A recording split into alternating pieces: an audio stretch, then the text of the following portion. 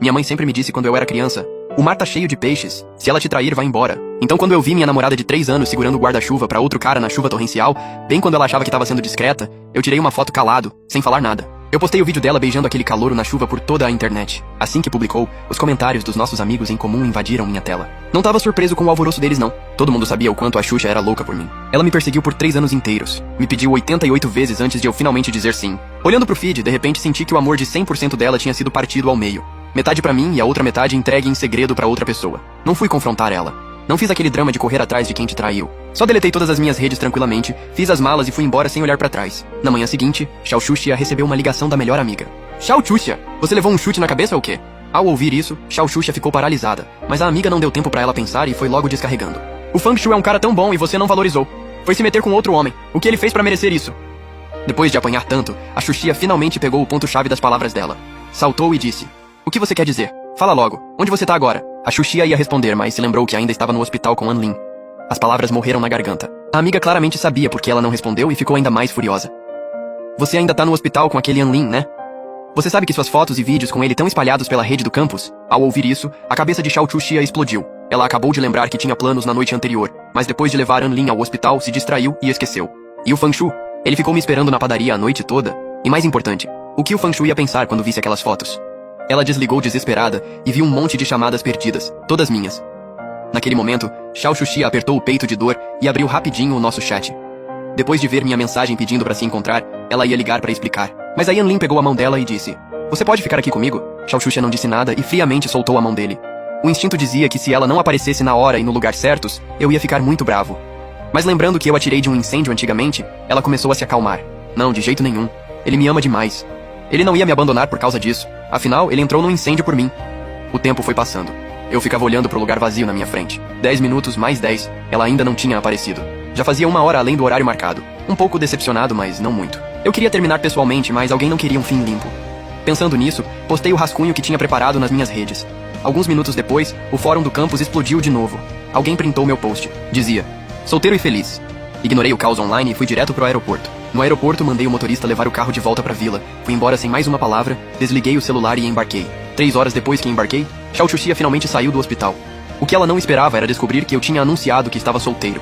Ela abriu meu perfil incrédula, mas só viu uma página em branco. A Xuxia travou sem saber se eu tinha bloqueado ou deletado ela. Ligou pra mim desesperadamente, mas só ouvia a voz fria do correio de voz repetindo sem parar. Xiao Xuxia não sabia em que situação estava.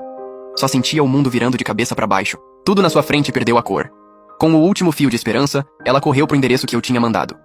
Xiao Xuxia procurou por todo lado esperando me ver, mas entre toda aquela gente, eu não estava lá. Esse café era um lugar que Xiao Xuxia tinha aberto especialmente por mim. Era o nosso point de encontros favorito.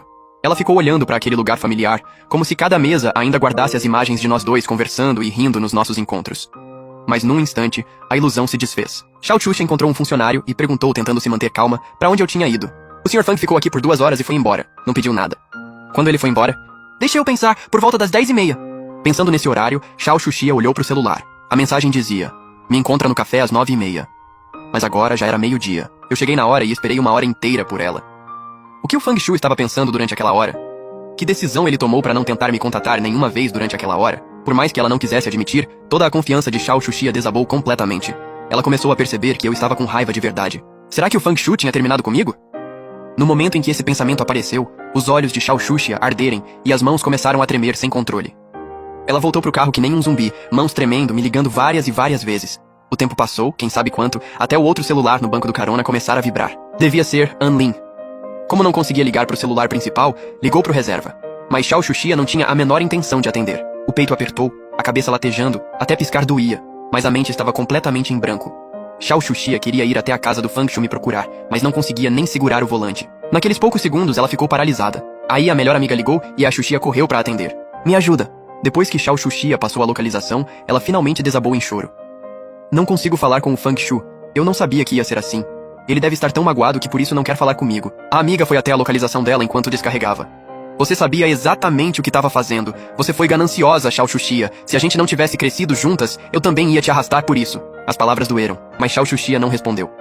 Cabeça baixa, ela se perguntava por que tinha feito algo tão errado pra mim.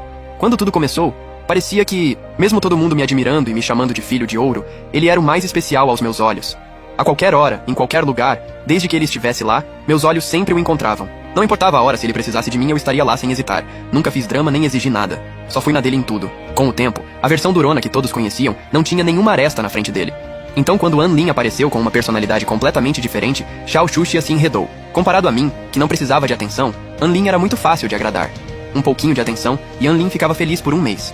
Essa sensação de conquista que ela não conhecia fez ela parar de rejeitar as investidas de An Lin. Ela foi se distraindo, mentindo pra mim e passando mais tempo com An Lin. Mas o que ele fez de errado? A Xuxia nunca tinha se sentido tão baixa e envergonhada quanto agora. Ela se jogou no banco do motorista. Quando a amiga chegou, encontrou a Xuxia com cara de morta. Sentindo o cheiro de desinfetante de hospital nela, a amiga cobriu o nariz com nojo.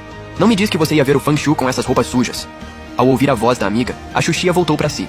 Depois de um instante, forçou um sorriso e disse: "Vou me arrumar primeiro e depois vou procurar ele." Vendo ela assim, a amiga não disse mais nada.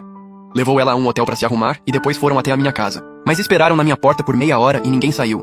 Xiao Xuxia, nervosa, se aproximou pra bater.